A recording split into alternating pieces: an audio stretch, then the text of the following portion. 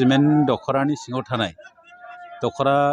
Cement दख'रा दुलाराय बर' फरायसा आफाद, बेजों लोगोसे सानजा सानजारि नोगोर खौसेथि बर' सुबुं आफाद, सोनाब सानजारि नोगोर खौसेथि बर' सुबुं आफाद आरो फोरोंगिरि आफाद, दिनै गासै जुथायै गासैबो माहारियारि आफादफ्रा ज' जालायनानै बेयाव मोनसे जोलुर बादायलायनाय गेलेदों।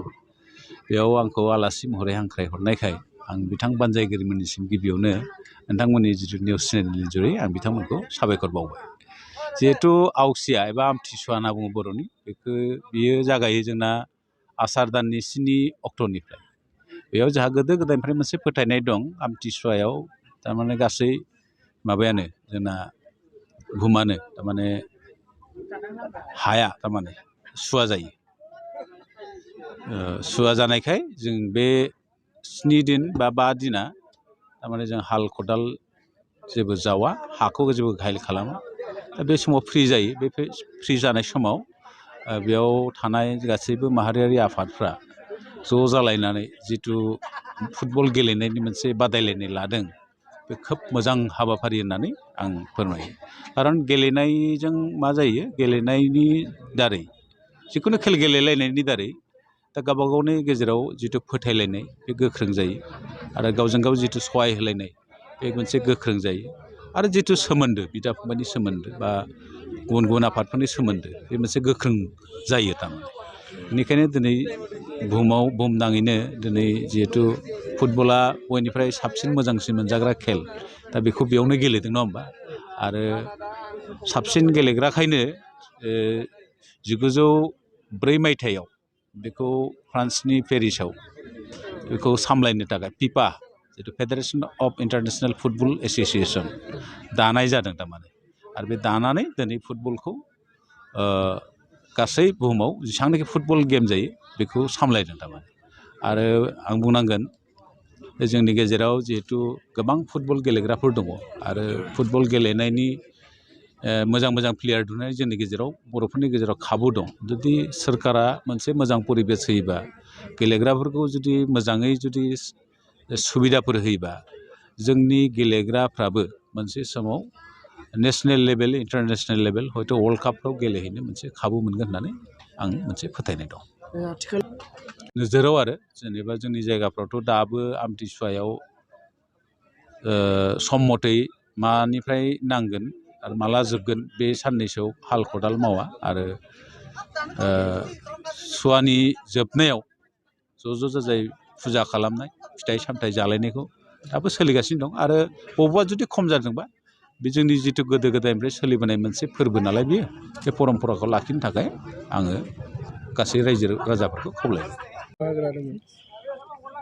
दिनै 25 जुन, दिनै आमथिसुवा फोरबोखौ लोब्बा लाखिनानै जों दिनै सिमेन्ट दख'रानि सिङावहाय थानाय जिमानखिनि माहारियारि आफादफोर दङ, जों बे माहारियारि आफादफोरजों लोगोसे जोंनि दख'रानि सिङावहाय थानाय जिमानखिनि फोरोंगुरुफोर दंमोन, बे फोरोंगुरुफोरनि गेजेरावबो जों हान्जा मोनसे बाहागो लाफैदों। जों गिबियैनो सिमेन्ट दख'रा दुलाराय बर' फरायसा आफाद, लोगोसे जोंनि सिमेन्ट दख'रा बर' फरायसा आफादनि सिङाव थानाय आनसलिकनि सिङावहाय थानाय खौसेथि बर' सुबुं आफाद सानजा सानजारै आरो खौसेथि बर' सुबुं आफाद सोनाब सानजारै आरो फोरोंगिरि हान्जा, गासै मोनब्रै हान्जानि गेजेराव दिनै बे आमथिसुवा, बे आमथिसुवा बे फोरबोखौ लोब्बा लाखिनानै दिनैनि बे खेल धेमालि जोलुर बादायलायनाय बे हाबाफारिखौ लानाय जादों। गासै मोनब्रै हान्जाया बाहागो लादों। सिमेन्ट दख'रा बर' फरायसा आफाद, सानजा सानजारि खौसेथि बर' सुबुं आफाद, आं सिगाङावबो बुंखाबाय, आरो सोनाब सानजारि खौसेथि बर' सुबुं आफादजों लोगोसे फोरोंगिरि हान्जा दख'रानि सिङावहाय थानाय। देरहासारखौ जानो हादों सानजा सानजारि खौसेथि बर' सुबुं आफाद। नैथियाव मासि आवग्रिनो हादों सिमेन्ट दख'रा दुलाराय बर' फरायसा आफाद। थामथिखौ आवग्रिनो हादों सोनाब सानजारि। जोंनि थांखिया जाहैबाय गिबियावनो नोंथांमोननि सिनायखौ साबायखर बावग्रोबाय।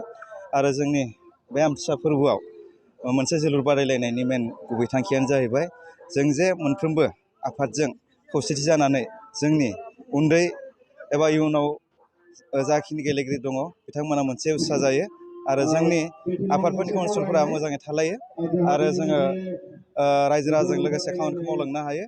आरो फैगोन जेनेरेसन जि गेलेगिरि गथ'फोर दङ जोंनि बे बादायलायनायखौ लानानै बिसोर बिथांमोनाबो उत्सा जानानै जाहाथे गेलेनानै गोजौआव जोंनि हारिनि मुंखौ लाखिनाय गोजौ जायगा मोनहैयो बेनो जोंनि मेन उद्देश्य। ओरैनो जोङो जिहेथु फ्रेन्डशिप मेचसो नालाय जों बेवहाय मोनब्रै आफाद अर्थात सानजारि नोगोर खौसे बर' सुबुं आफाद, सिमेन्ट दख'रा दुलाराय फरायसा आफाद, लोगोसे सोनाब सानजारि नोगोर खौसे बर' सुबुं आफाद, लोगोसे जोंनि सिमेन्ट आनसलिकनि सिङाव थानाय फोरोंगिरि स्टाफजों सावरायलायनानै मोनसे जमा कालेक्सन खालामनाय जायो। बेवहाय जोङो जागलांनाय मोनसे हाबाफारि लादों आरो ओरैनो सेथि बान्था हिसाबै बेवहाय ओरैनो हांसो मानै आरो नैथियाव मासे हांसो आरो थामथियाव जोङो माखासे फिथाइ सामथाइजों थामथि बान्थाखौ बावनाय जादों। ओमफ्राय जोंना जानाय लोंनाया एसे 200सोनि माबा खालामनाय जादों, मा होनो बेखौ फिथाइ सामथाइजों लोगोसे ओरैनो ओंखाम बोथिसे जाग्लांनाय हाबाफारिखौ लानाय जादों आरो।